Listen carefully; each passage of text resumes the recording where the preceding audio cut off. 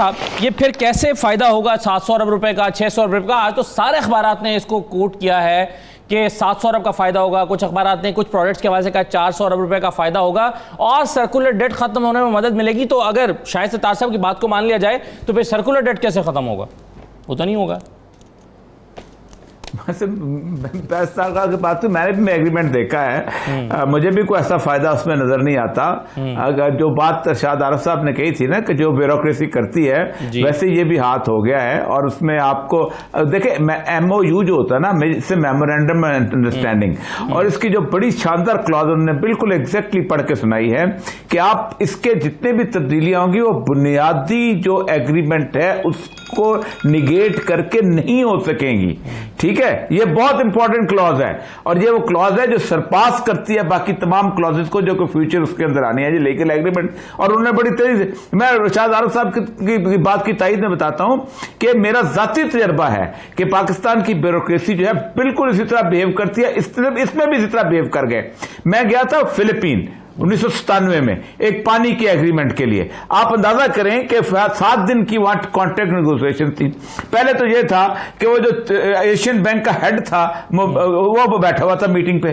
तो मैंने से कहा मुझे ये बताइए क्या कभी किसी बैंकर ने भी उसको हेड किया है? मैं आई एम द पर्सन जिसने कॉन्ट्रैक्ट करना है, आप किस लिए बैठे कुर्सी पे? वो साइड पे मॉन्टगोमरी वाटसन जो थे वो नेगोशिएशन के लिए भी आए हुए थे। तो उन्होंने कहा जी आज छाप खत्म करे को, कल मैंने फ्लाइट बुक कराई हुई है। तो मैंने कहा फ्लाइट आप 7 दिन का, मैंने तो पढ़ा नहीं है एग्रीमेंट जी। कहते नहीं मैंने तो शाम की फ्लाइट है। तो पाकिस्तान के साथ तुम्हारा तजर्बा हमेशा से तजर्बा यही है, हमेशा से वो कहते तजर्बा यही है। आखिर में मैंने रात बैठ के पढ़ा, सुबह जब मैंने उनको इतराज़ात लगाया तो मुझे कहता है it's commercial suicide working with this man, और वो चला गया और एग्रीमेंट नहीं हो सका। मेहनत हम नहीं, और कहते अच्छा मुझे बाकी लोग कहें वो जो एशियन बैंक वाले कि आप फिलीपीन आए हो, आप यहां पर याशी करो, 7 दिन रहो, मजे का तुम्हारा गलेरिया मॉल्स में तुम्हारा कमरा बुक हुआ। मतलब ये है पाकिस्तान। और एग्जैक्टली ये जो क्लॉज है, इस क्लॉज ने जिस वक्त इसकी निटी-ग्रिटी तय होने लगेगी, जब ये इम्प्लीमेंटेबल, अब MOU तो इम्प्लीमेंटेबल चीज नहीं होती ना। इम्प्लीमेंट तो 2 पार्टियों के दरमियान एक अंडरस्टैंडिंग हुई है कि हम इस तरफ काम करेंगे, और काम किस तरह करेंगे कि जब उनकी ये सारे का सारे प्रोसेस के अंदर उनकी जो चीजें आएंगी, आइंदा से डॉलर की बजाय इसमें इन्वेस्ट करेंगे, वो एग्रीमेंट जब वो होगी कामयाबी इमरान खान साहब की, अगर वो उस तरफ लेके जाते हैं। लेकिन उसके लिए सबसे पहले आपको जो ओरिजिनल क्लॉज थी एग्रीमेंट्स की, जो ओरिजिनल एग्रीमेंट था, अगर वो मॉडिफाई होते हैं इन द लॉन्ग रन, अगर ओरिजिनल जिसके तहत कॉन्ट्रैक्ट, तब तो ये कामयाबी है। लेकिन अगर उनमें एक भी क्लॉज मॉडिफाई नहीं होती, इंटरनेशनल कोर्ट में चले जाएंगे, फिर आप भीख मांगते फिरेंगे वहां पर खड़े। और ये साहब इस सवाल का जो दूसरा हिस्सा था कि जो तुर्की ने खासतौर पर इस पर बहुत सख्त रद्द-ए-अमल दिया, फलस्तीन ने तो जाहिर है दिया ही, आपके ख्याल में तुर्की किस हद तक जा सकता है रद्द-ए-अमल के इजहार में? नहीं, तुर्की पहले अपने सफारती तल्लुकात तो खत्म करे इसराइल के साथ, फिर उसके बाद रद्द-ए-अमल का इजहार करे। पहले तो अपने ताल्लुकात खत्म करे ना। इसराइल के साथ उसके बड़े पुराने ताल्लुकात हैं, और अमेरिका के साथ आंखें दिखाना बड़ा आसान है, लेकिन अमेरिका के जो शाम के अंदर जितने भी ऑपरेशन होते हैं वो तुर्की से होते हैं। मसला क्या है? मसला सारा यह है कि इस वक्त हम सारे के सारे जो है पॉपुलर स्पोर्ट की गेम खेल रहे हैं, ट्रंप भी खेल रहे हैं। आप अंदाजा करें जो बाइडेन ने जो रसूलुल्लाह सल्लल्लाहु अलैहि वसल्लम की हदीस सुनाई है, उस हदीस के ऊपर आप उन्होंने अमेरिका के जो है तबंदा नईम समेत सबको निकाल के बाहर मारा है। ठीक, और उसके मुकाबले में अब ट्रंप ने कुछ तो करना था। लेकिन UAE का मसला पता क्या है? UAE को ये काम 2006 से वो लगे हुए थे। जिस दिन बैरूत पे हमला हुआ है उस दिन ये तय हो गया था कि अब जो हब ऑफ द एक्टिविटी है, अयाशी का जो अड्डा है, ट्रेड का जो अड्डा है, वो दुबई बनेगा। इसलिए दुनिया भर की इन्वेस्टमेंट वहां पर आ चुकी है। यानी आप अंदाजा करें कि एक ऐसा कल्चर उन्होंने बिल्ड कर लिया उस इलाके के अंदर, जिसके अंदर ऑल ज्यूज इन्वेस्टमेंट वहां पर, जो बैंकों के अंदर किसका पैसा पड़ा हुआ है। तो UAE जो है ये एक फ्रिजाइल किस्म की सूरत हाल में खड़ा था। ये पूरी पट्टी जो है ना, ये अदन से लेके ये पूरी की पूरी पट्टी ये हमेशा मुख्तलिफ रही है। असल मसला यह है कि सऊदी अरब ये कर नहीं सकता, उसकी पब्लिक सपोर्ट बड़ी और किस्म की है। UAE के अंदर मसला यह है कि UAE के अंदर पब्लिक बहुत थोड़ी सी है, 90% तो बाहर से आके बैठे हुए, बहरीन में बाहर से आए हुए हैं, कतर में बाहर से आए हुए हैं, बाकी लोग वो लोग हैं जिनको हंगामा करने लगेंगे तो कान से पकड़ के जहाज पे पिटाएंगे, जो अपने मुल्क चले जाओ। सऊदी अरब एक सॉलिड बास है, सऊदी अरब कोशिश बहुत करता है करने की, लेकिन एक बात याद रखें, अगर आप कुछ ये समझता है कि इससे इसराइल जो है वो बहुत नेक नाम हो जाएगा और ये हो जाएगा।